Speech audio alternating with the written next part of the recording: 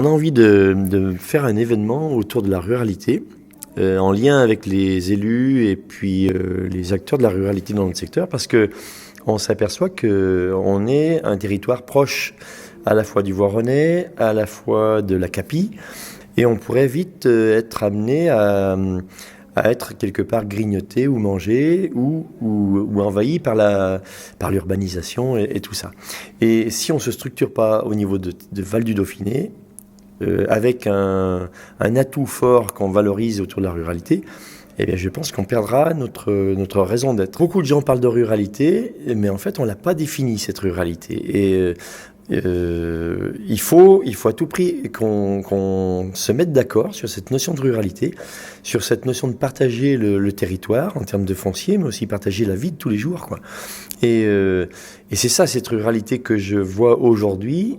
Si on ne la fait pas partager, pour certains, ça sera juste dormir à la campagne. Mais pour d'autres, ça sera que se promener. Ou pour d'autres, ce sera être agriculteur à la campagne. En fait, c'est pas ça, c'est tout l'ensemble.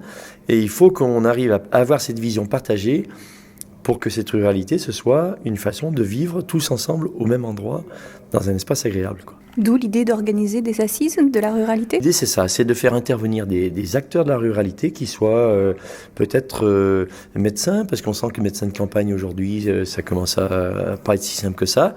Donc le médecin, il en faut bien aussi à la campagne. Donc il y a plein de services dont on a besoin. Ça peut être un gérant de bistrot dans une petite commune, ça peut être tout un tas de choses, le vétérinaire, ça peut être un agriculteur forcément aussi. Un élu, comment l'élu gère au quotidien les demandes de ses citoyens. Ça peut être un instituteur, un retraité. Enfin, je pense qu'il va falloir qu'on cible un peu les publics et tous ceux qui peuvent avoir un avis différent pour qu'on les amène sur une même scène à partager justement cette vue de cette façon de vivre en milieu rural.